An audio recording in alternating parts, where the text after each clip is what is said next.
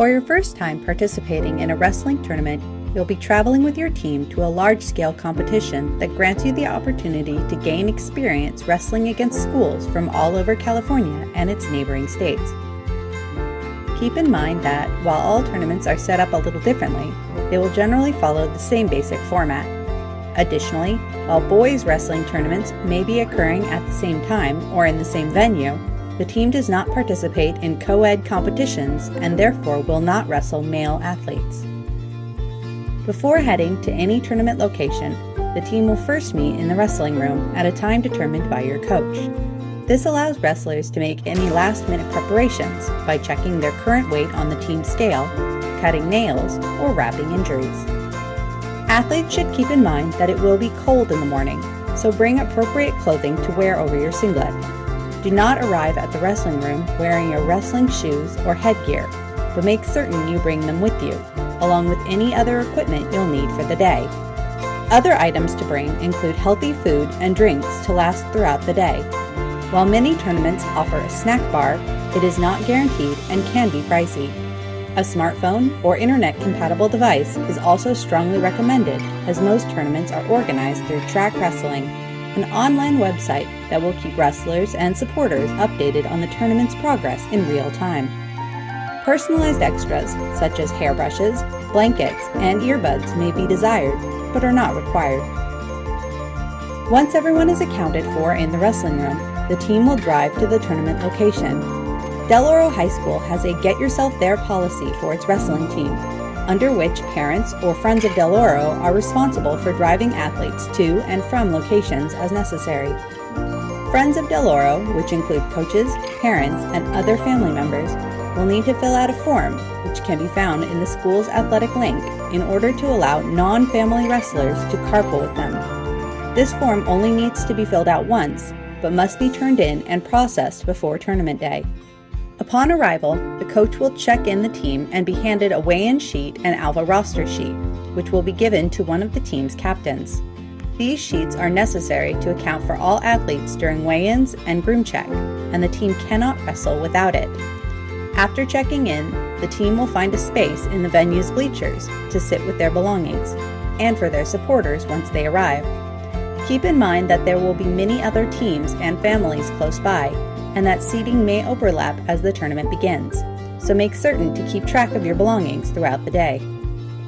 Weigh-ins and groom check should occur within approximately 30 minutes of arrival, which should give wrestlers adequate time to style their hair out of their face, as well as double-check any last-minute grooming needs. After weigh-ins, and either before or after groom check, you will have a short period of time to eat, hydrate, and prepare yourself for warm-ups. Warm-ups will occur on the mats and include basic stretching, drilling, and mental preparation for the day. Remember that other teams will also be using the mats, so you may have to share space. Before the tournament begins, you will want to go online and bring up the website trackwrestling.com on your smartphone. While the setup for the site is slightly different depending on the style of your device, the overall navigation is the same. To utilize Track Wrestling, push the Events tab located in the top left of the screen. If you don't immediately see your tournament listed, click the Functions tab in the top center, followed by Search Events. From there, you can fill in filter information to locate the tournament. The most consistent information is start date and state location. City and tournament name can also be good filters, but be aware that they may not be listed as you expect, i.e. Sacramento instead of Natomas, etc. Once you've located and clicked on the tournament, entering as a viewer, you'll be transferred to the event menu, or hub. There you will find important information for navigating the tournament. Depending on the number of wrestlers in each of the 14 designated weight classes, athletes will either compete in a double elimination or round-robin bracket. A bracket is a tree diagram representing the progress of a specific weight class of wrestlers as they face off against each other. If you lose a championship bracket match in a double elimination tournament, check the bout number located to the side of the match to find your place in the consolation bracket, which will inform you of your place in the consolation rounds. Match times differ based on whether athletes wrestle at a varsity or junior varsity level, in a championship or consolation bracket. Varsity championship matches run at the default 2 minutes for each of the 3 rounds, while JV championship matches run at 1:30. Consolation for both starts at 1 minute in the first round before returning to that level's normal time for the second and third round. Once the tournament has begun, you will want to check the mat assignment in track wrestling to locate your match. Mats will be assigned numbers posted at each of their tables, with approximately 3 matches scheduled at a time. You can look up your mat assignment on track by entering the hub, then clicking Mat Assignment and sorting by either the mat schedule, team, or weight filter. The mat schedule will list all of the matches for the available mats, listing the match being currently wrestled in green, the next scheduled for on-deck match in yellow, and the third scheduled for in the hole match in white. Under team schedule, only the chosen school's team mat assignments will appear, and weight schedule will only list the mat assignments for the chosen weight class. Keep in mind that scheduled wrestling matches may appear on the screen, but not have a bout number or mat assignment yet. When your match appears on the screen, inform a coach for your team and head to a corner near your assigned mat to begin your warm-up. If necessary, review the first-time wrestling match video for details on what to expect during your match, including checking in at the mat table before and after your match. Once an athlete finishes wrestling their opponent, CIF rules require 45 minutes until their next match. This gives the athlete time to check in with their coaches before hydrating, eating, and sitting down, either in the stands or near the mats to watch other wrestlers. When participating outside of your match, it is important to remember that you represent your team and school, and tournament etiquette is to be applied. Things to remember include: be considerate of where you sit. While spectators may be allowed to sit on the edge of the mat to watch, they'll need to be far from the edge of the circle. There also needs to be adequate space behind spectators in order for others to walk behind them. Additionally, if you choose to sit near the mat, it is imperative you stay seated so that the competition is visible to those behind you. If there is a barrier, make certain to stay behind it. Do not sit in the middle area between mats, as you'll be blocking both the visibility of the action and the walkway to mats on the far end. Finally, while we encourage you to cheer for your teammates, do not stand or sit in the opponent's coach's corner if you do, as it can be very distracting. Always be polite to the referee and staff.